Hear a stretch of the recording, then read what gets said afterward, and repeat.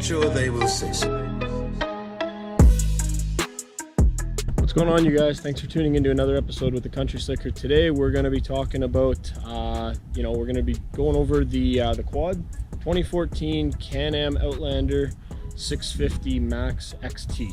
Anybody that's been following our videos has seen a few of our episodes with featuring the bike. This is what my girlfriend and I ride on quite often, 2-3 times a month. And yeah, we do everything with it. Snow riding, we do a little bit of hunting, we do tons and tons of trail riding, tons of mud. Yeah, so we're gonna walk through today a little bit about the bike, what's done to it, what what we think it needs, what we think it doesn't, and reliability, power, all that kind of stuff. So stay tuned, hit that subscribe button if you haven't already. If you're riding a Canam Outlander 650 as well, we'd love to hear about it. But yeah, it's a great bike. I had a lot of issues researching it whenever I initially started looking around. So yeah, this is kind of what I've learned over the last 4 or 5 years of owning it. And yeah, if I could do it again, what would I do differently? So I bought this bike back in, I guess it would have been 2016.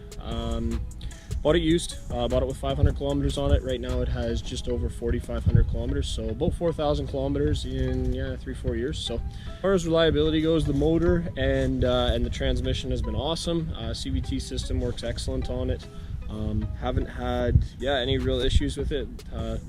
Like I said, we run this thing in a lot of mud, a lot of snow. I ride it year round. Usually 90% of the time I've got my girlfriend on the back with me, so that's one of the benefits of having a 2-up, is that you can get out there and you can have a little bit of fun, the two of yous. Performing bike, I was a little bit tossed whenever I first started looking around. I originally looked at I looked at the Outlander 400, drove it, didn't really like it, didn't think it had enough power.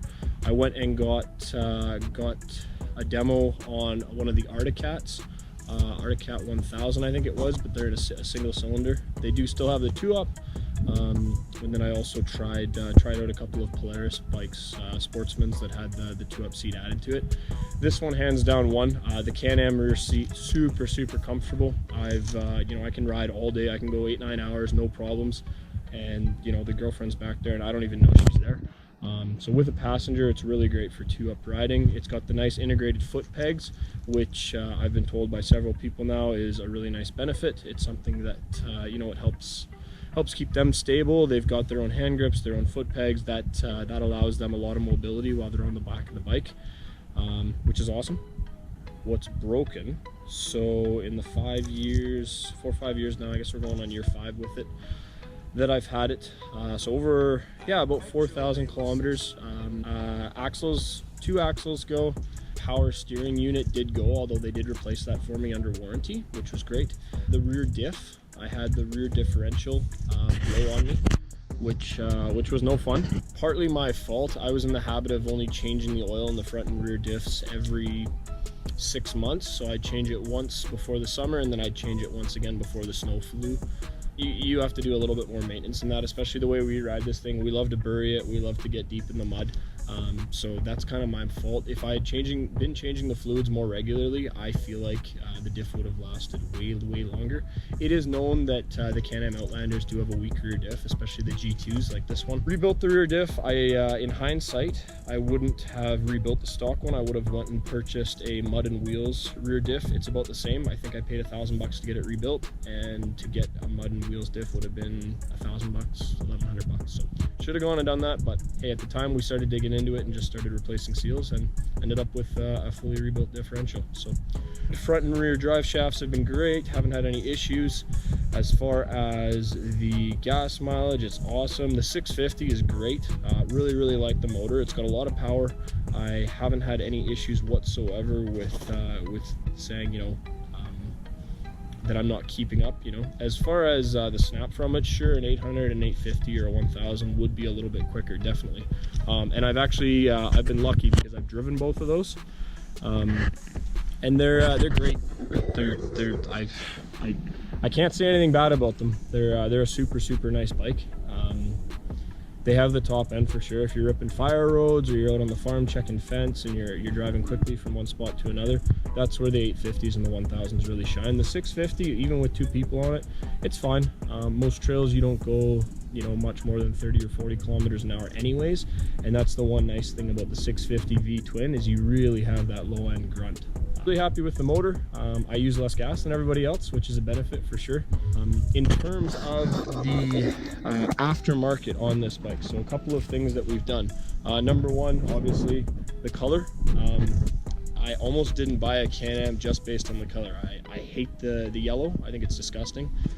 So went out and we repainted the bike. Obviously you can see there's a few chips and everything. Now this paint is 4 years old, so it's literally just a plastic coat rattle can job basically. I stripped the bike completely, sanded everything, primed it, painted it, and then I did a top coat on it as well. And this is 4 years later, so I mean, I do a touch up once a year for 3 or 4 minutes. I'll go out with the rattle can, spray over it, and get it back to what it's supposed to be. But as you can see, the finish isn't bad. Like, again, that's mudding every weekend, that's pressure washing it.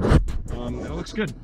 That is the blue / teal part of it. The white part of it, that's actually something that this part of it was rattle canned, but there's various parts. You can see a little bit of the white differentiation here, the two-tone there. That's by accident. It's definitely not intentional. When I was painting the bike, I started off doing Plasti Dip, and the Plasti Dip did not last whatsoever. Bolstered the seat. I didn't do the back seat. At the time I was running with it off, so I didn't use it for a few months. So you can actually remove this rear seat. It's very easy. You just pull a quick lever on the back and it comes off, but I had it off, so I reupholstered the seat white, and this is just marine grade vinyl. Easy peasy. It's held up really well. Next on the list would be the halos. We purchased the blue LED halos from Far Mudding. That's just a little bit of a visual, nice little upgrade. I always saw them on Instagram and thought it was really cool, so got the Far Mudding halos, put those on. So it's got a BRP snorkel kit and a BRP rad relocate. So snorkel kit I did first, installed that. I went out the next weekend. I had a ton of fun. I rode for 2 days straight, and my radiator was plugged by day 2. And I spent every half an hour hosing out the rad with the squirt gun because the bike just didn't want to run and it was always hot. So went back to the Can-Am dealership closest to me, purchased the rad relocate. I think it was about $500 for the rad relocate, another $500 for the snorkel. Best money I ever spent on the bike, hands down. The snorkel, I have peace of mind. I know my air intake, if I can still see it. I'm not sinking the bike, I'm not flooding it.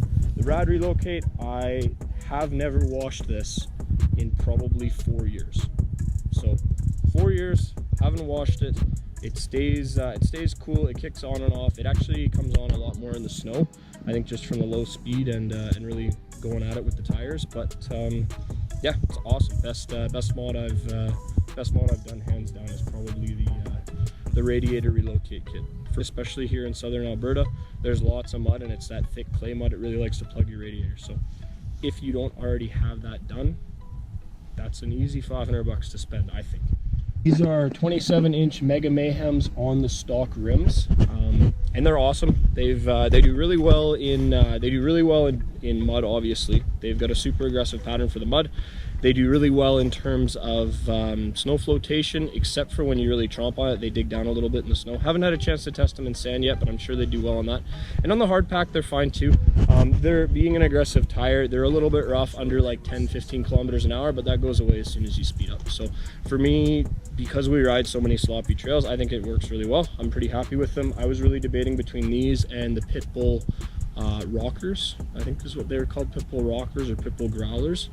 Really like those tires as well. They're a little bit more all-terrain and not as much catered towards mud, but if I had a second choice, that's probably what I would go with next, just to try them out.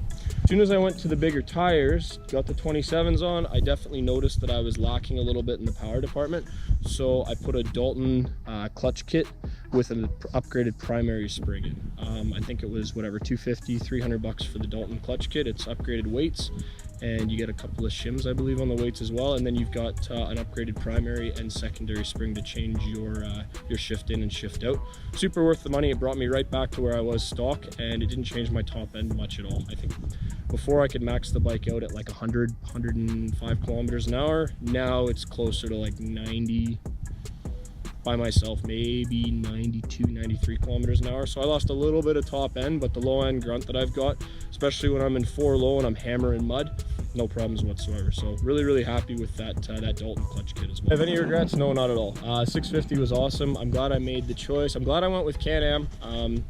Don't listen to what anybody else tells you. Canam is one of the better brands that you can get. I thought I was going to spend a little bit more in maintenance. I've been a pleasantly surprised person to know that I don't spend much more in terms of maintenance.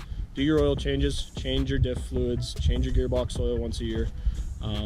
Make sure you throw a new belt on every, let's say, 2,000, 2,500 kilometers. Again, that's a little more particular to your riding style. As far as belts go, I'm on my second belt with this thing, 4,500 kilometers. And when I took it off at about 3,000 kilometers, it had plenty of life left in it. I changed it out for peace of mind, and that's it. And that's me riding it year round, tromping on it with somebody on the back.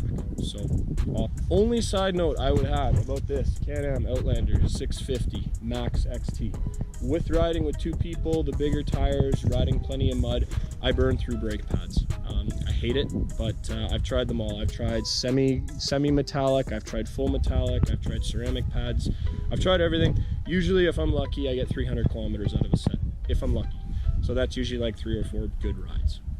So they don't keep brake pads, unfortunately. So that's the only little thing, and brake pads are cheap. You find them online, 20-30 bucks per corner. So other than that, I mean, I don't really know what else I can tell you. If you have any questions, drop them in the comments below. If you like the video and you're still watching, please hit the thumbs up button. It always helps the channel out. And be sure to subscribe for more. We always have more content coming to you guys. And we're going to keep making more content as we roll into summer here. Good spring, good summer means a lot of mud and a lot of deep holes. So super excited for that.